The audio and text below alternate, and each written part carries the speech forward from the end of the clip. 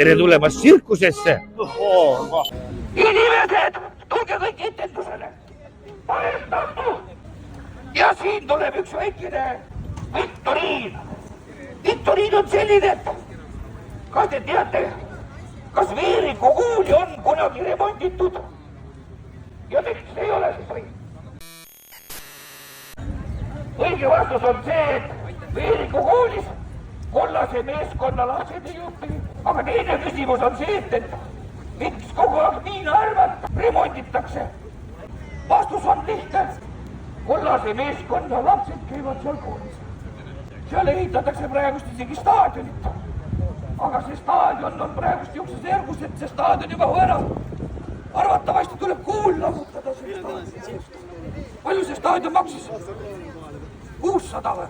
800 000! Staadion tarkitse Tiina Arva koolile. Hurraa! Kas hakkame siin kampaaniat tegema? No võid küll, jah.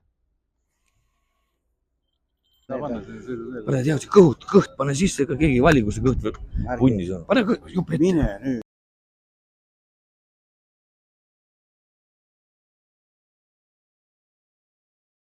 Nad läksid minema.